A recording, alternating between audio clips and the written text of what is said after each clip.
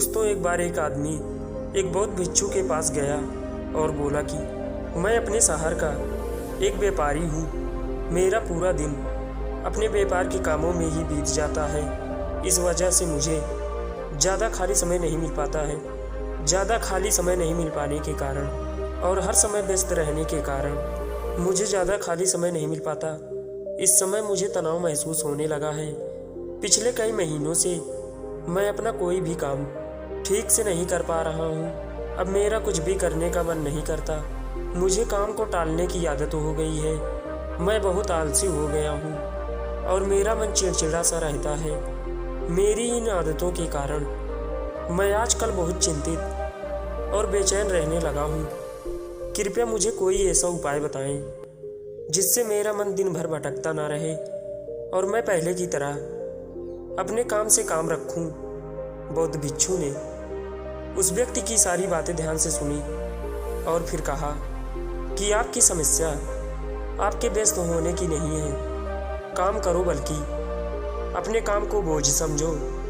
अपने काम को बोझ तभी समझता है जब वह अपनी वर्तमान नौकरी को नज़रअंदाज कर रहा होता है और केवल अपनी भविष्य की नौकरी के बारे में सोचता रहता है और उसके लिए मन में योजनाएं बनाता रहता है कि मैं इस काम को ऐसे ही करूँगा, भविष्य में इसे इतना बड़ा बनाऊँगा।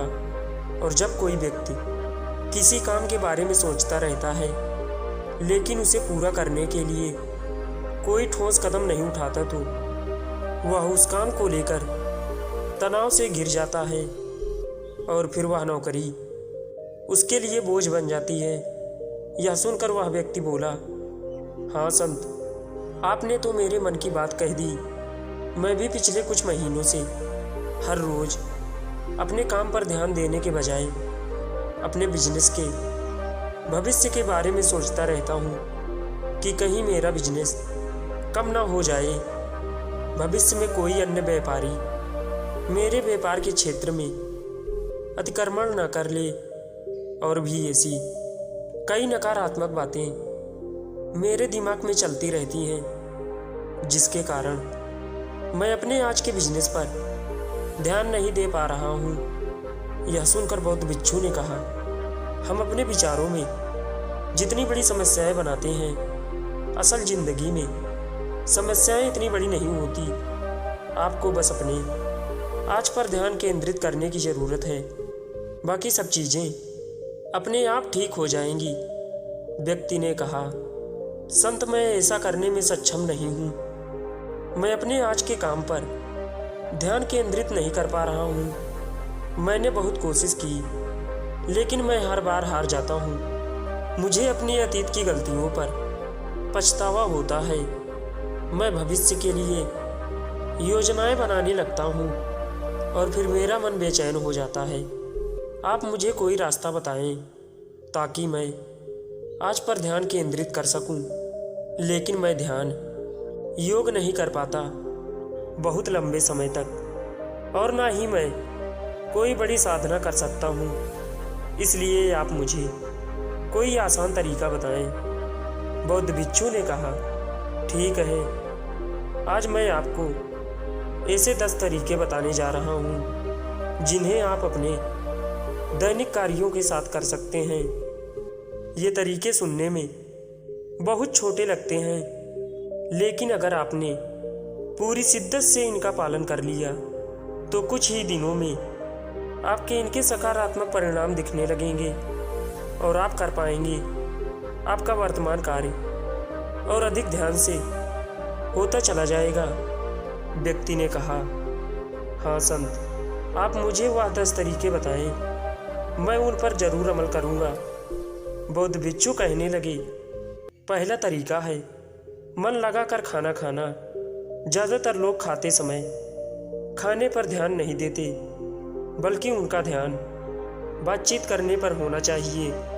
कोई पुरानी सोच में खोया हुआ है या किसी भी देखने वाली चीज़ में खोया हुआ है, जिसके कारण खाना खाते समय भी उनका मन बेचैन रहता है।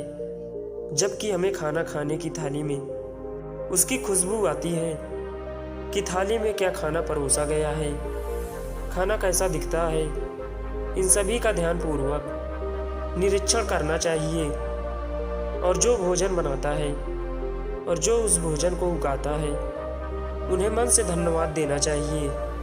हमें हर बार निगलने के साथ भोजन के स्वाद का आनंद लेना चाहिए, न कि केवल पहले निगलने के लिए।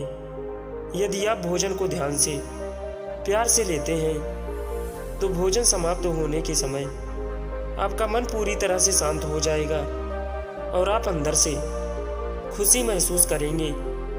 और यही कारण है कि पुराने भारतीय समाज में मौन रहकर भोजन करने की परंपरा रही है, क्योंकि मौन रहकर मन लगाकर भोजन करना भी ध्यान का एक तरीका है।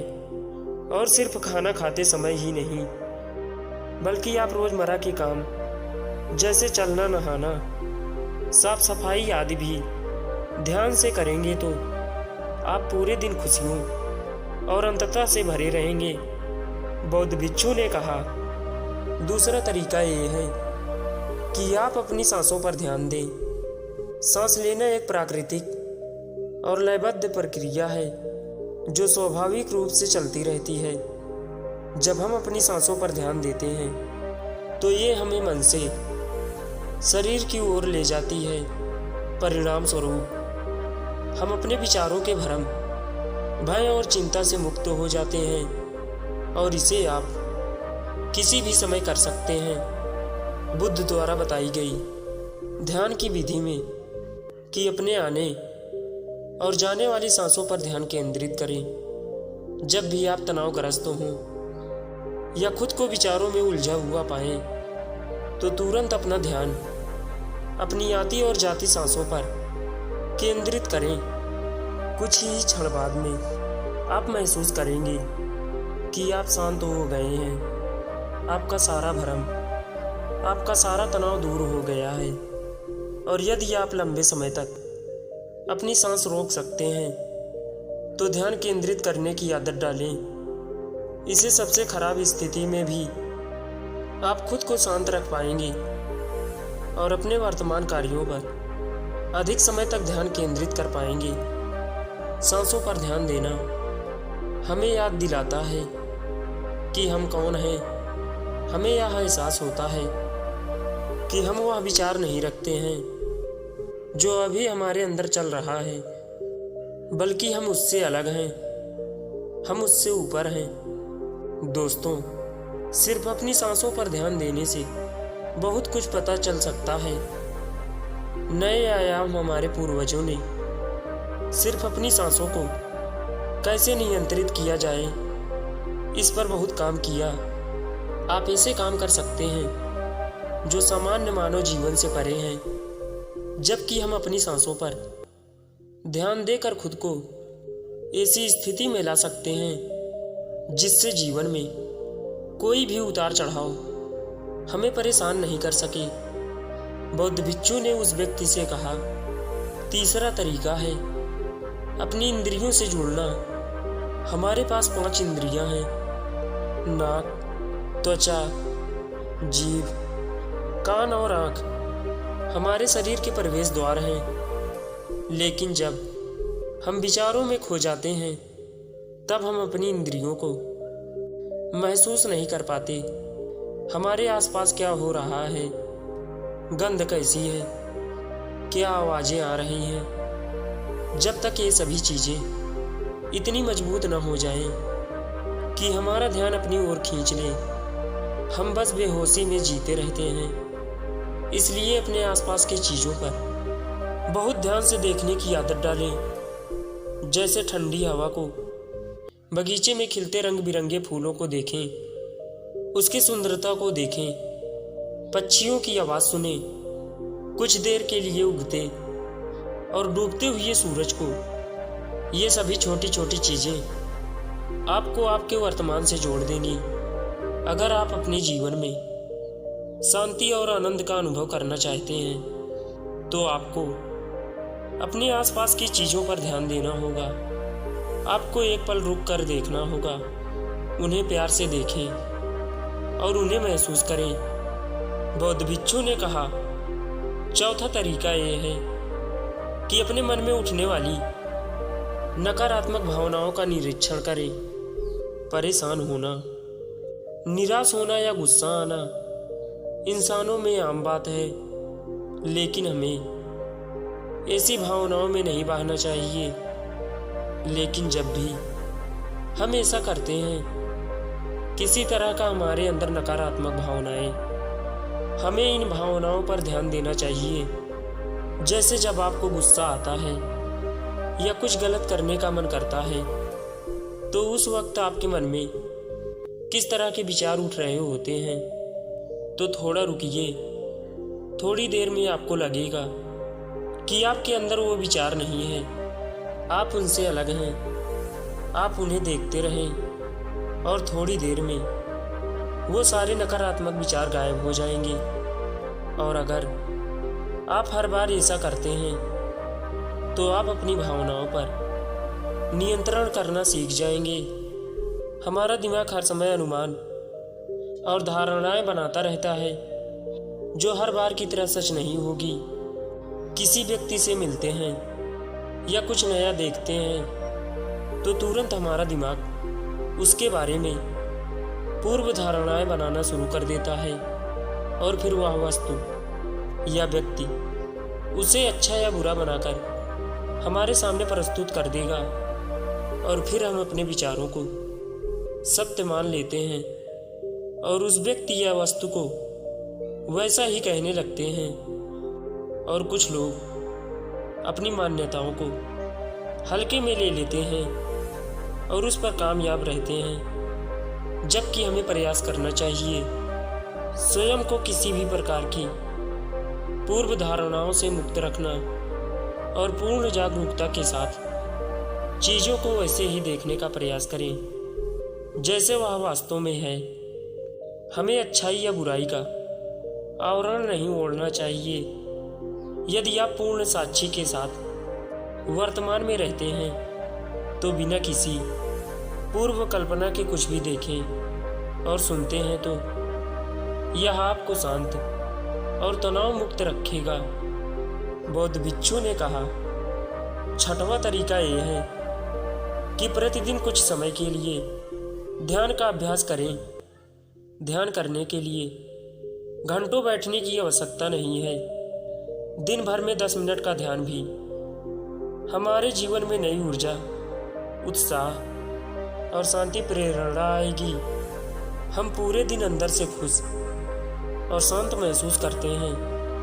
रोजाना ध्यान करने से आप स्वाभाविक रूप से वर्तमान क्षण में जीना सीख सकते हैं। बौद्ध भिक्षु ने कहा, 7वां तरीका यह है कि आपके पास जो कुछ भी है उसके लिए आभारी रहें। जीवन में खुशी लाने का सबसे आसान तरीका है धन्यवाद नहीं, बल्कि आभार व्यक्त करना। केवल वही चीज़ें हमारे पास होती हैं जो हमें वास्तविक आनंद देती हैं, लेकिन जो हम पाना चाहते हैं, हम उसे पाने का रास्ता भी देखना शुरू कर देते हैं, क्योंकि कृतज्ञता से भरा हृदय समस्याओं पर नहीं बल्कि साधनों पर ध्यान केंद्रित करता है। आपके पास जो कुछ भी है उसके लिए अदृश्य सार्वभौमिक शक्ति को धन्यवाद देने से आपका जीवन जादुई रूप से बदल सकता है। आपको यह सोचना चाहिए कि आप कितने भाग्यशाली हैं कि आपके पास एक निश्चित चीज़ है। उदाहरण के लिए, आपके पास है एक वंशानुगत व्यवसाय, और हम नहीं जानते कि ऐसे कितने लोग हैं जो आपके जैसा व्यवसाय करना पसंद करेंगे, लेकिन उनके पास नहीं है। इसके अलावा आपको इसके लिए आभारी होना होगा कि आपकी थाली में भोजन है, जबकि दुनिया में लाखों लोग भूख से मरते हैं। बौद्ध भिक्षु ने कहा, 8वां तरीका यह है कि किसी दूसरे व्यक्ति से बात करते समय उसकी बात ध्यान से सुने, बिना यह सोचे कि हमें उससे क्या कहना है या उसे कैसे जवाब देना है। आपको सामने वाले व्यक्ति की बात ध्यान से सुननी चाहिए, लेकिन जब आप किसी से बात करते हैं तो उसकी भावनाओं को समझने के लिए अपने कानों, दिल और आत्मा से उसकी बात सुने और समझें। ऐसा करने से उस व्यक्ति के साथ आपका रिश्ता मजबूत होगा और यह आपके लिए अपना धैर्य और एकाग्रता बढ़ाने का भी एक अभ्यास है। और जब हम सुनते ज़्यादा हैं और कम बोलते हैं तो हम बहुत सारी परेशानियों से बच जाते हैं, जिससे हमारा मानसिक तनाव कम हो जाता है। और याद रखें, किसी भी व्यक्ति की बातों को ध्यान से सुनना उसका सम्मान करने का सबसे अच्छा तरीका है। बौद्ध भिक्षु ने कहा, 9वां तरीका ये है कि अपने महत्वपूर्ण कामों के लिए एक समय निर्धारित करें। आपको अपने दिन का कुछ समय महत्वपूर्ण कामों के लिए अलग रखना चाहिए, जैसे काम का समय, नहाने का समय, सफाई का समय, खाने का समय आदि। समय के साथ महत्वपूर्ण कामों का वितरण यह सुनिश्चित करता है कि चीजें बिना किसी रुकावट के नियमित रूप से होती हैं। दिन के सही समय पर सही काम करने से हमारे मन में अनुशासन आता है और अनुशासन से जीवन में शांति और खुशी आती है। बौद्ध भिक्षु ने 10वां और आखिरी तरीका बताया कि जब भी आप कुछ करें तो अपनी रोजमर्रा की गतिविधियों में जागरूकता लाने का प्रयास करें। इसलिए उसे वर्तमान में करने का प्रयास करें। हर बार आपका दिमाग अपने ही ख्यालों में खोया रहता है, लेकिन आपको खुद को वर्तमान में वापस लाना होगा और आपको इसे हर बार तब तक करना है जब तक यह आपकी आदत न बन जाए। और साथ ही आप यह देखने की कोशिश करें कि उस काम को करते समय आपके अंदर किस तरह के विचार उठ रहे हैं। यह छोटा सा व्यायाम आपके वर्तमान में जीने में मदद करेगा। बौद्ध भिक्षु ने कहा, शांति और आनंद कोई घटना नहीं है, बल्कि यह एक प्रक्रिया है जो हमारे जीवन के साथ चलती है, अगर हम सचेत होकर जीना सीख लें। इतना कहकर बौद्ध भिक्षु चुप हो गए और व्यापारी उसे धन्यवाद देकर चला गया। दोस्तों, मुझे आशा है यह वीडियो आपको पसंद आई होगी, तो इस चैनल को सब्सक्राइब और वीडियो को लाइक ज़रूर करना। तो चलिए मिलते हैं किसी अगली वीडियो में अगले टॉपिक के साथ। तब तक के लिए धन्यवाद।